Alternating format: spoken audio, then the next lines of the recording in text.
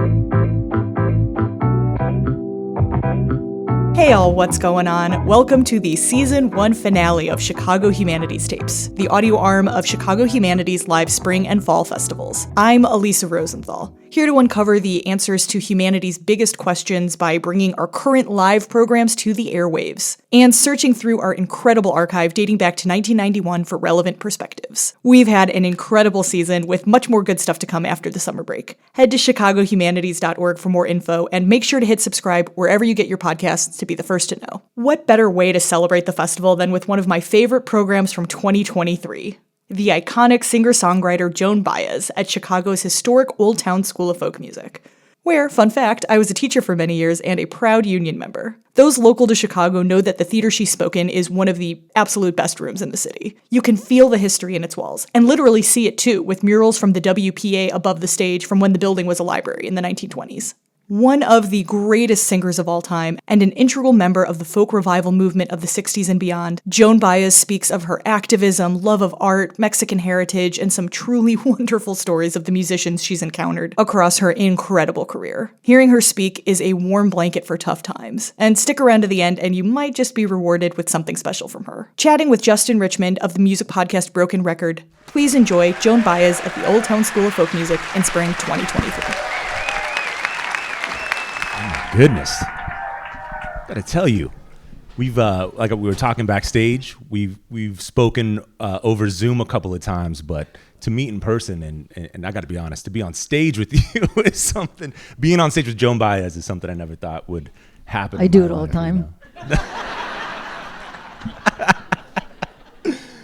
Oh man, thank you so much for making this wonderful book of your drawings. They're amazing, and I can't wait to get into a lot of them.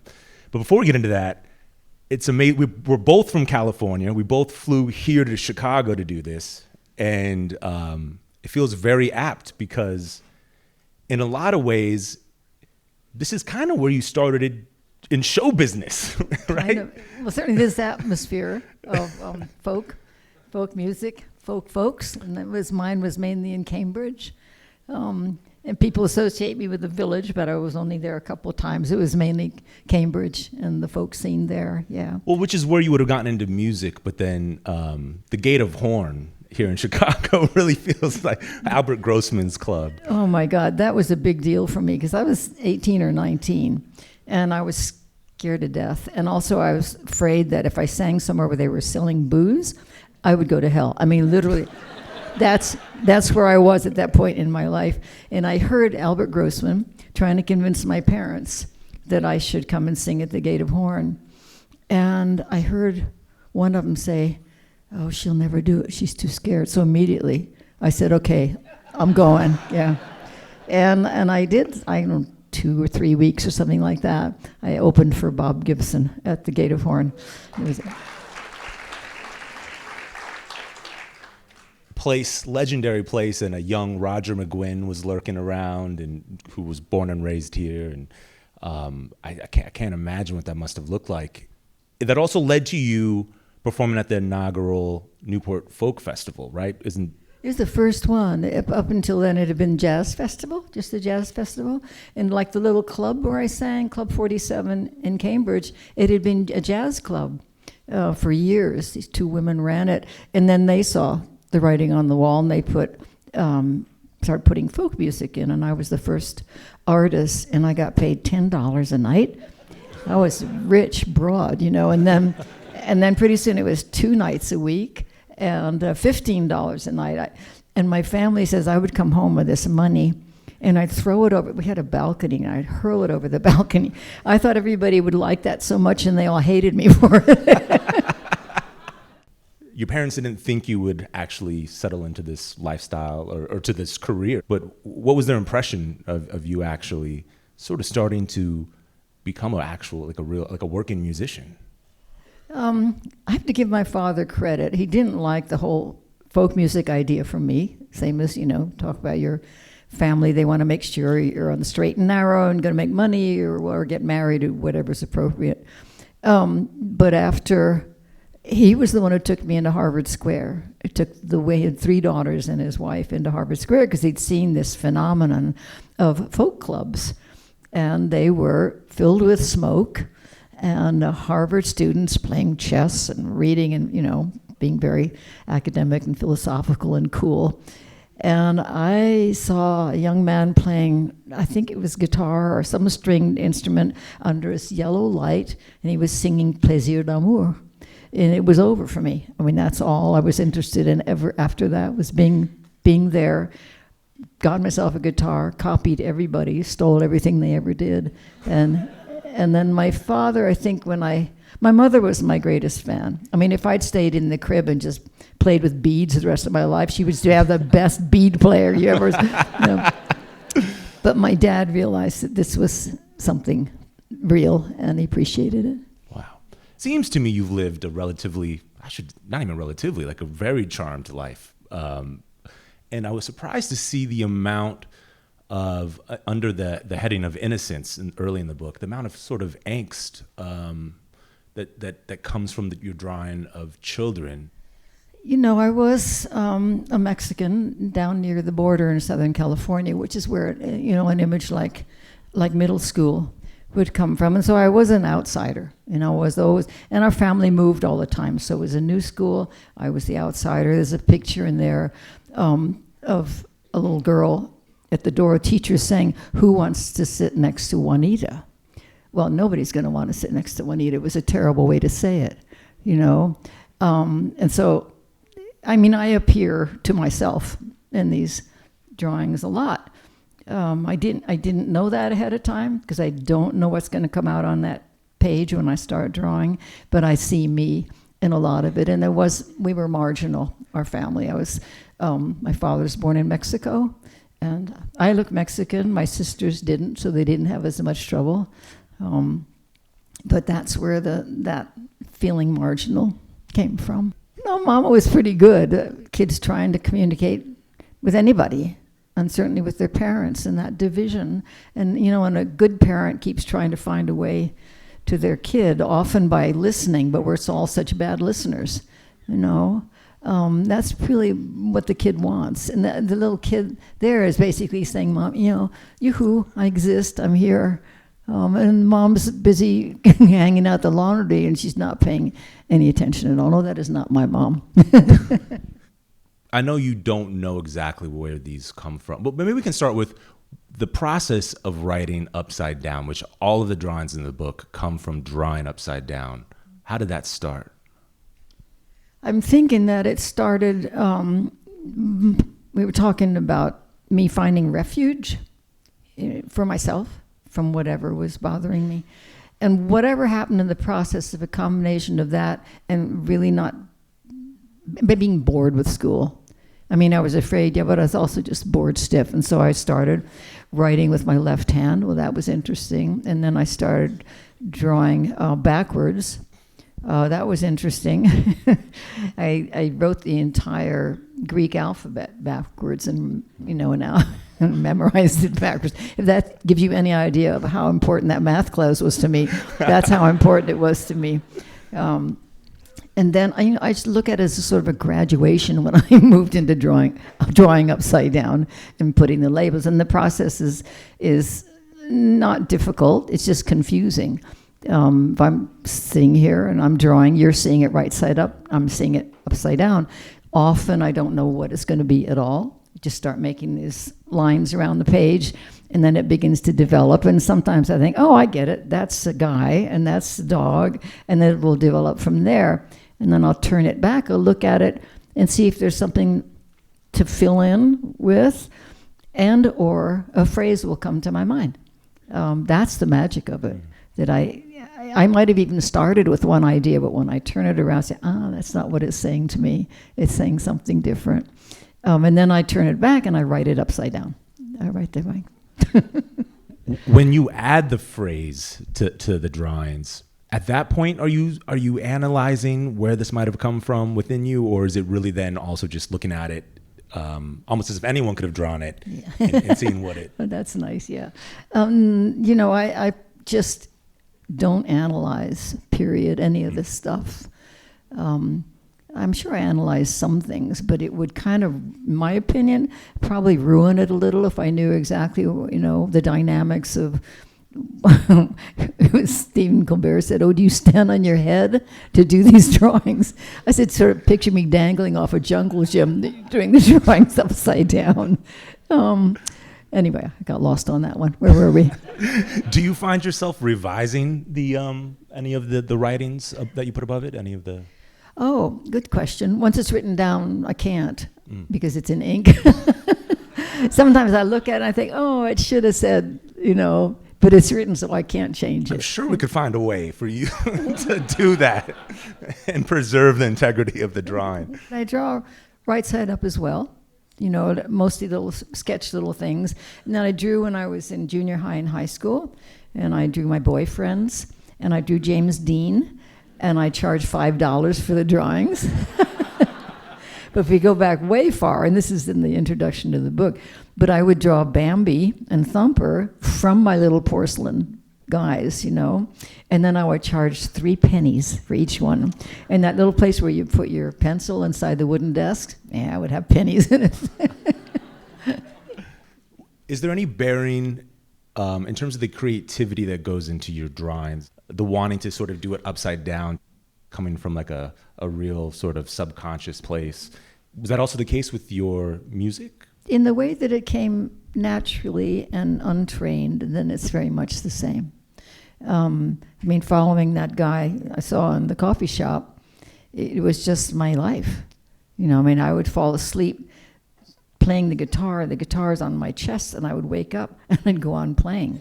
I didn't even move. It was all I did. I was immersed.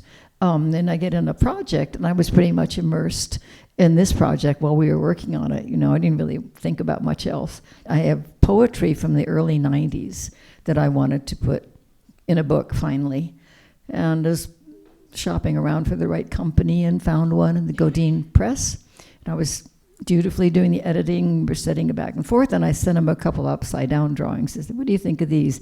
He said, "How many have you got?" I said, "About 150. So we went to work on that, but they were already done.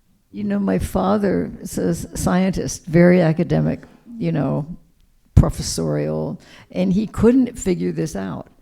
He said, "But I don't understand." And I said, "You probably shouldn't try." He said, "But what are you doing, and how does that work?" I said, "Papa, just, try it. Try it." I took him one time to one of those places where you paint the pottery, do your own. He reluctantly came with me. I said, "Come on, you do one of these." "Oh, I don't know how." I said, "You don't have to know how. You got a nice big bowl like that, got a bunch of colors." And he was going like, he said, "Oh, I hate it. Oh, it's awful. This looks horrible." I said, "Pops, it's wonderful." But he couldn't explain it, so he was having a hard time with it. Was he sort of the odd person out in the family? It feels, you and your sister clearly had an artistic sensibility. It seems like your mother. Poor guy, yeah. He has 3 daughters and a wife who had no left brain, nothing there, nothing, not even a little P-shaped thing. And father was passionate about standing waves. And he would talk about it all the time. We didn't know what he was talking about. And a bunch of family went to one of his speeches, and he thought, support him. And he started talking about standing waves. And he says, "Can anybody here tell me what a standing wave is?" And my aunt got up and went like this. If that explains anything. To this day, do we know what standing waves are? No, not really. You're very self-deprecating, and I can appreciate that about you. I was reading something about your documentary that's been completed and hopefully we'll be able to watch soon. And in it, you say that the only great song you wrote, not in the documentary, but in this little piece about the documentary, you tell the interviewer the only great song you ever wrote was "Diamonds and Rust," which it's a great song, but that's not true. It's not. It is a great song, but that's not true. Thank you. David's song. You didn't really write a song until 1969, 1970, but the two you wrote for David's song and Galahad. Thank you. Yeah, that only means that I think only one of my songs has a universality. It just catches in a different way, and it's bigger than itself. No, I think I've written a lot of good songs, but I do think that one's head and shoulders above the ones under it. What do I know? And that has to do with how you perceive people interact with the song. I guess probably you're right, yeah. Yeah. But there's other songs. I mean, you've written so many gorgeous songs. Thank you. They picked the right guy. Hard questions are coming. I'm just buttering you up, okay? Your documentary. I'm just wondering about this period of your life post-touring. You've wrapped up that part of your life, which was many decades long. You were barely a spark in your mother's eyes. Neither of my parents were born when this part of your life began. So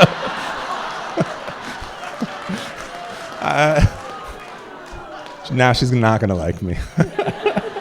Go back to buttering you up. This part of your life, though, post-touring, where has it left you with processing both your life, the things that have happened? I mean, there's this book of drawings. You alluded to that there's a book of some poetry, hopefully that will be coming out at some point. And there's a documentary that you made with some friends that will be coming out that sounds incredibly personal. It is. And I sort of figure out I haven't got anything to lose. Really, seriously. And my family is all gone. Anybody who could have been hurt or confused or whatever, I didn't do that while they were alive. And it's very personal. And the women who directed it, one of them is a very close friend, and that's why it was possible. Because I just held my nose and took a deep dive and said, because I wouldn't have control, they would have control. So I had to have that faith. And the film was about the last tour. That's kind of the theme of it, the last tour. And then I cut them loose in my storage unit. I'd never been in the storage unit. I thought storage units had things like old lamps, and this thing had a lifelong thing of tapes of stuff when I was 22, and I would speak and send it to my parents in place of a letter and write letters. And here's me at 22 saying, "Oh, Mommy, I'm so excited because tomorrow I get to meet Dr. Martin Luther King and we'll sing at the so-and-so Baptist church." So here's this kid. So we don't have me explaining what it was like. We have, voice of me then. Yeah.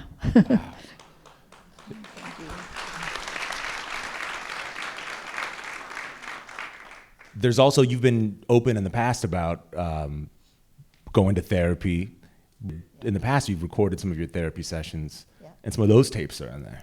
Yeah, those are kind of scary. But, I mean, yeah. I didn't see this stuff till it's done. That's what they do. They say, "Oh, we'll let you see towards the end." So 2 days before it's towards the end, you look and they say, "Ah!" And there's nothing I can do. So it was really just faith. You didn't sift through any of that with them? Mm-mm. You mean filming it? I filmed some of it. As they were going through your storage and discovering this stuff, you didn't sift through it with them?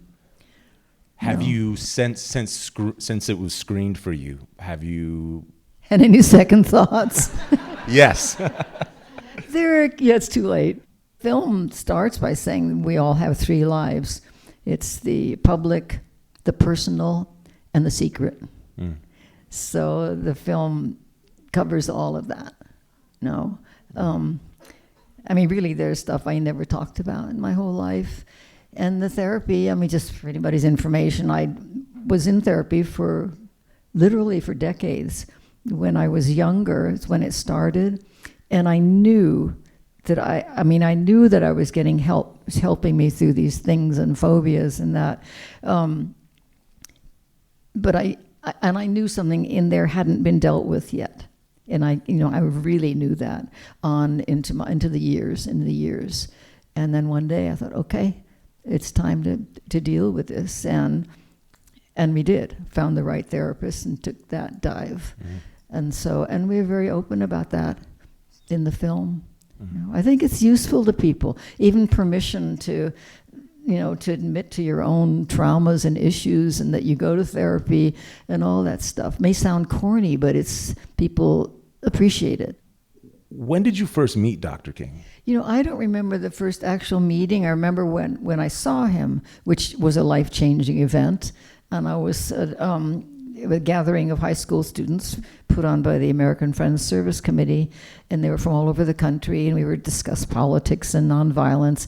And each year they would do this, and they'd have a speaker. And the year I went, so I was 16, it was Dr. King. And he was talking about, I can't even say it, I'm getting teary. He was talking about the bus boycott. And I started to cry, and I couldn't stop, because he was doing what we've been talking about and studying. And there was this guy, was 29 or something, 26, if I was 16, he was 26. And he was just doing and engaged and with people and taking the risks. The risk is always, to me, it's the point at which there will be no social change worth talking about until some people are willing to take a risk.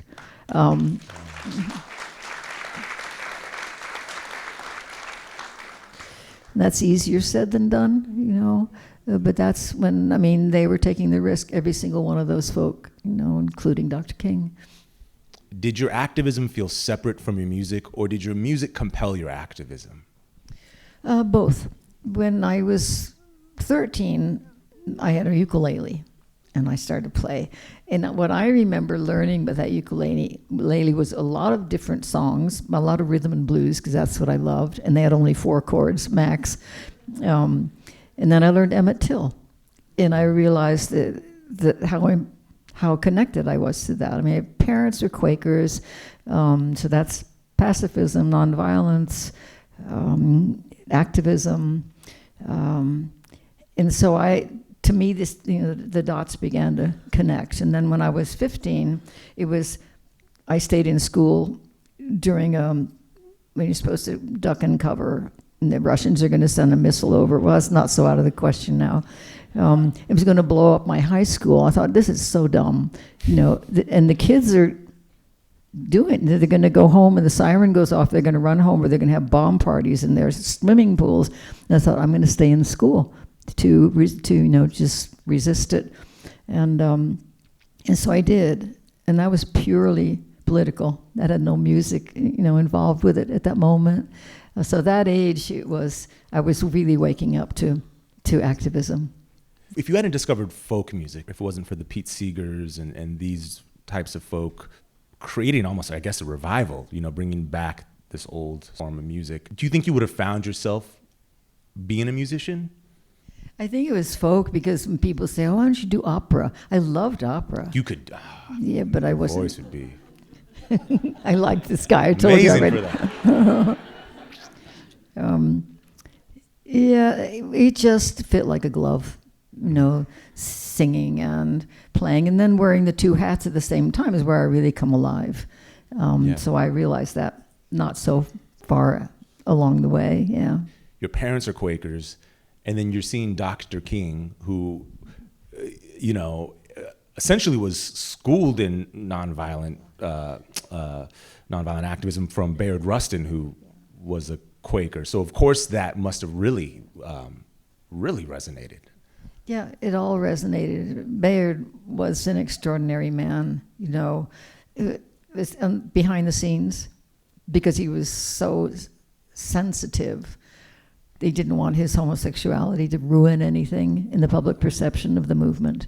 And the guy was just a massive force behind Dr. King and behind all of us. Really, I don't think any of that would have happened.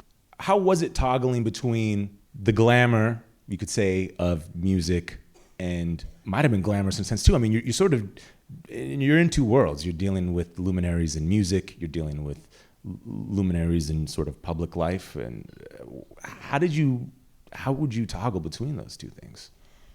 I kind of didn't. My battle was with not wanting to be commercial, and I thought that was, we're going back to I'd go to hell, if I sang at a place that had booze in it. That becoming commercial was a really, really bad thing for me. And and I don't know where I drew that line, but I mean, for instance, the stage had to be black with nothing on it, no flowers, no flags, no. And I thought, well, this is really simple for people. They said I was impossible because they'd set up these great sets on TV, and I say, strike everything. You'd all hear, I'm Miss Perfectly Folk, whatever, and really afraid to veer from that I was doing something really bad. Almost like going to almost like the way a gospel artist might have thought, or like a Ray Charles might have thought about, secular music versus gospel. Yeah. No, it's very similar to that. That level of dedication to like a higher cause. And that level of silliness. I mean, I didn't know that at the time, but I overdid it at every turn. I remember one time I decided no more limousines for me. This is not right. This is not what everybody does. They have normal cars. So I stuck to that for about 2 weeks. And then somebody picked me up in this battered old Volkswagen bus, and it was so uncomfortable. I thought, oh, screw it. Bring on the limousines and the red carpet. Yesterday, I landed, found out Tina Turner passed away, and I was just curious if, when or how or if you guys had crossed paths. I have my great Tina stories.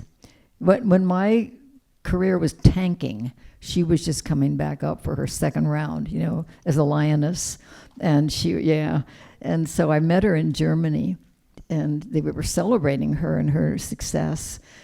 And somebody asked her how she felt about all this. She said, I'm just so happy to be rid of Ike. I don't care about the rest.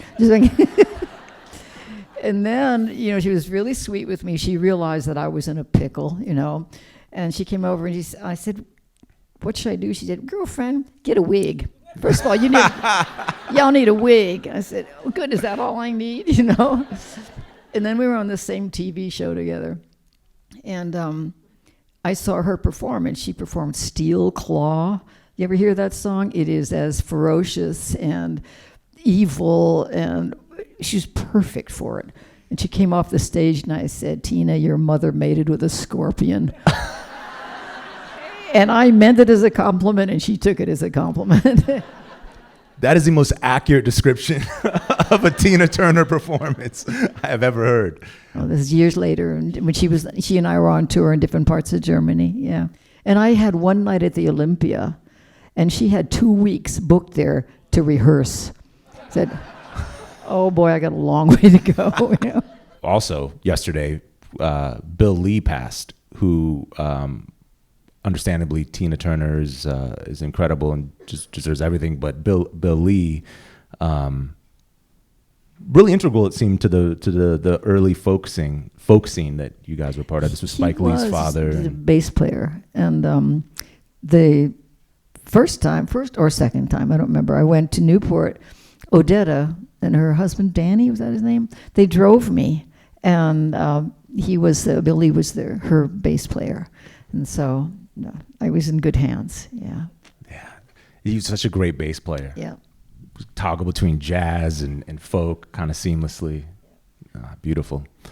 But being able to go between, back to my original point, you're hanging with Tina Turner, you're hanging with Bayard Rustin and Dr. King. I shouldn't say hanging. I should say that you're working with these people. Your career might have probably suffered to some degree, or not suffered, but I imagine if you had taken the advice of Albert Grossman and signed to Columbia. Yeah, they were so sure. I mean, the Grossmans and the people at Columbia were so sure that I would go with Columbia because that had Dylan and Peter, Paul and Mary, Janis Joplin, and we were just collecting them like that. So that was the place to go. And because of all these things about going to hell and going commercial, I chose Vanguard. Record company, which is basically a classical music record company, and it was I was with them for a long time. Very, had a real sense about the folk music. Did a lot of choosing songs with me, and really got into it in a way that I know Columbia would not have done, or I think they would not have done. We should pull up image 1. Because this also gets at this sort of intersection you were at. You wrote this beautiful Deo, Harry Belafonte, Daylight Coming, We Want to Go Home. Harry, Similarly, I sent that to his wife. Did you? Yeah. She was so happy. Yeah. Did you get a response? He saw it? Oh, yeah. Well, no, he didn't. It was just after he died. Just after he passed. We saw him a couple of times in his mid-90s, and he was just... When my son was with me and another friend, and when we left talking with Harry, my son burst into tears. He said, I feel like I've been in the presence of a fucking prophet. And I said, well, that's because you have been, you know. And but this is slightly divorced from that. But okay, so when I'm drawing that, there's this girl, and I see she's got a flower pot. I thought it was a flower pot, or a little basket, you know, with the flowers coming out. And so I turn it around, and I see there are palm trees sticking out.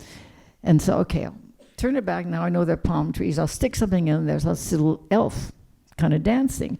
Turn it back over, and he's kicking her in the side. And so she's saying, Deo, Deo, and that's from the palm trees, right? And then that's just my sidekick. And that's what came out. It's so whimsical. I love it. What was Harry's calypso music? Was that at all in your Oh my God. It part was of your sphere of influences? absolutely. I had not even heard Odette. I hadn't heard anybody really. It was rhythm and blues. And my mom brought home this album of Harry Belafonte. We just stared at it. Nobody should look like that. He was gorgeous man. He was so handsome. I don't know if we played it for the first 2 weeks. We just stared at it. I remember my father being a little unnerved by that. He was like, and then I played it, and it was kind of, I don't know if it got printed or not, but this first album I did, one half of the songs were Belafonte songs that I had taken. Yeah, I took them right directly off that album. Wow. How was he thought of in the folk scene? I mean, because he was taking old songs and, you know. Yeah, in the early snooty folk days, he was off limits because he was, you know, banging on drums and having a good time. A little too rhythmic. Supposed to do, you know. And then, you know, and I didn't know, of course, none of us knew at that point that he was going to end up being political activist and working with Dr. King. But what a lovely way to arrive, you know. Yeah, you must have spent a lot of time with him in that capacity, I'd imagine. Yeah, and he was, I don't know, all the good ones are self-deprecating and, you know, really, really, really gifted. So what can I say? I'm going to take that note. Move through life like that.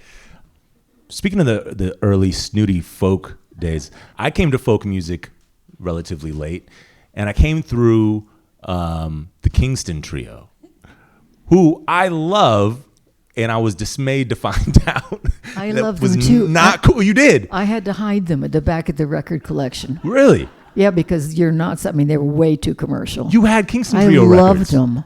Yeah. But I couldn't let anybody know. I mean, my snooty folks thing, no, ma'am. No. I feel vindicated. I love them. I feel vindicated. Great. Did you ever feel in the industry in those days, a lot of women in the industry that I've spoken to still, I know they feel like they're pitted against one another. Almost like when for a while there could be like one black comedian. Like now it's just like there can be one like woman rapper, you know? Did that pressure to compete against women exist then? I didn't think I had anything to compete against. There was no competition in my, you know, weird little brain because I was so insecure in so many ways, but not about this voice, which also is a gift, and I can claim it as a gift.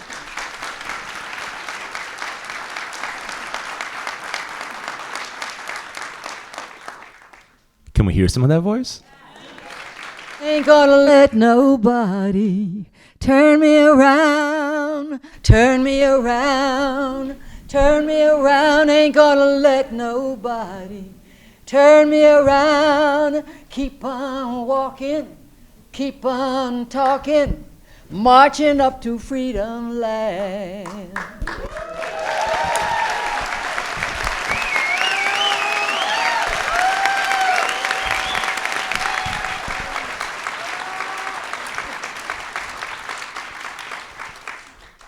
Amazing. can't follow that. We should follow that with Q&A so you guys can try to follow that. Hi, Joan. Thank you so much for joining us. This is so cool. My question is, what do you do when you don't know what to do next? Well, one of the things I do is I talk to this tree. There's a mighty oak tree in a field across from the house, and I don't see therapists anymore, but I will go and talk to this tree, and I will get an answer. And I either go to the tree and say, listen, can you help me understand this problem so I'll feel better? And sometimes I just say, I want to feel better. I don't care what the problem is. I don't want to learn. I just want to feel better. And if it's, what do I do next? That's where I would go, would be that tree. But generally, I don't have to ask the question. Good evening, Ms. Baez. I'm curious how you've influenced the next generation of folk singers like Mary Chapin Carpenter or the Indigo Girls or Dar Williams, like people of my generation that I adore, but I feel like you inspired them, and I wonder how they inspired you. That's a wonderful question. My manager was clever enough to plan it so that I had these women, mostly women, some men, open for me, and then I would share music with them. And I always consider that being a mentor doesn't mean that much unless your mentoree is, you're listening to that person and getting something back. And we kidded around. The Indigos called me the matriarch, and I called them the whippersnappers, Hello? I've listened to Diamonds and Rust many times, and every time I listen to it, I say, if that's not Dylan you're talking about, but then in your book, you say, no. When Dylan called you, you denied it. First of all, he would never call and say anything about the song. So,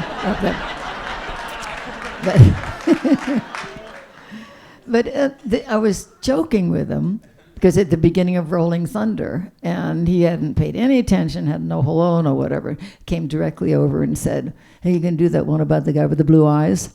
I said, oh, you mean my husband? And he was not a happy camper. That's the story, though.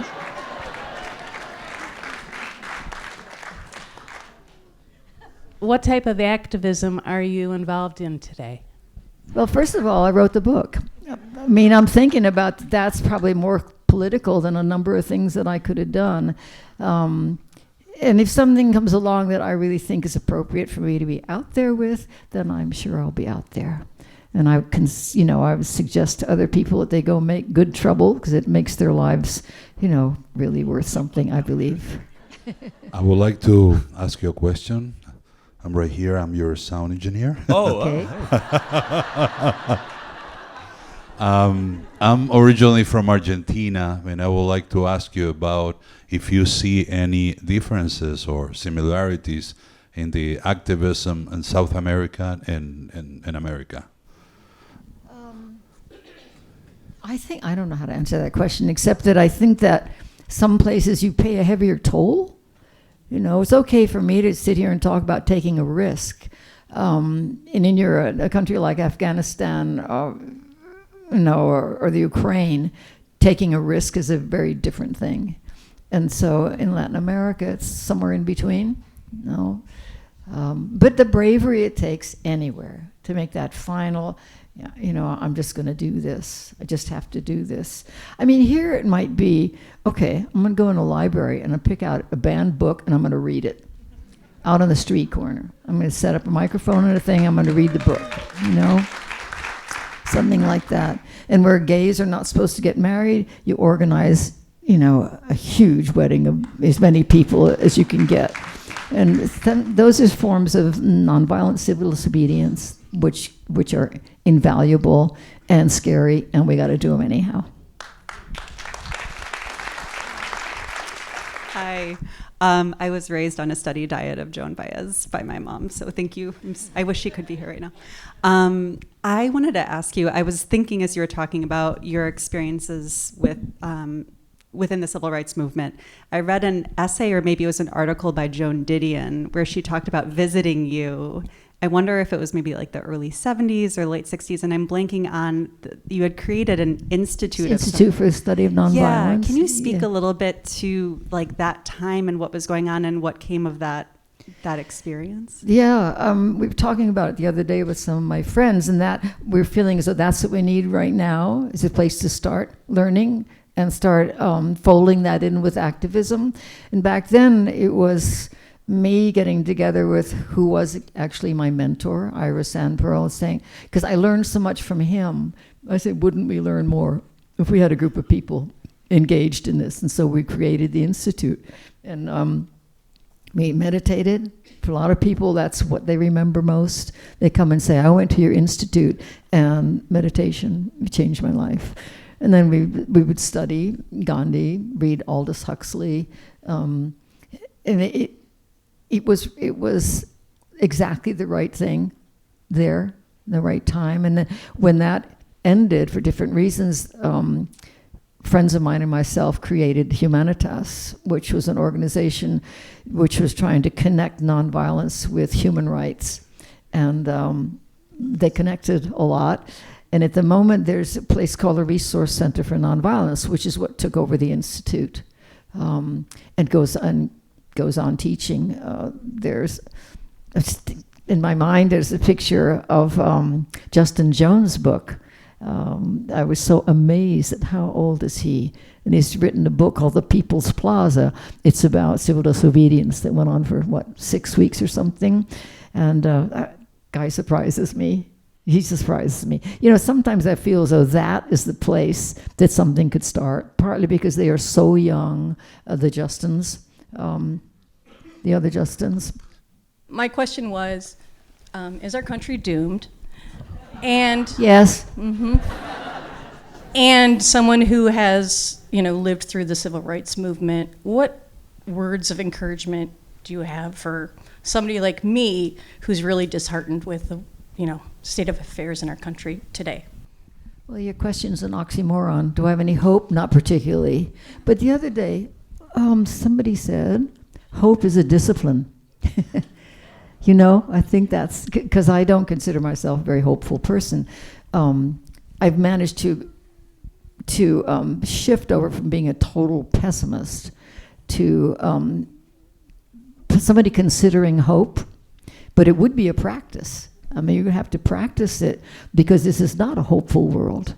This is not a hopeful country. This is heading towards, and parts of it already are, a fascist country. So what do we do? Actually, I made a list. I was sharing it with Justin, because people say, what do I do? And I've always given this dumb stare. But now I've made a list of which I will post on my Instagram and or Facebook page, which with suggestions. From gun violence to the Ukraine to women's rights there are all these things somebody could get on different levels. You can donate, you can support, or you can at some point take a risk. All are valuable. What advice would you give to new singer-songwriters? I wish I had something brilliant to say, except bravo and go make good trouble. Thank you so much.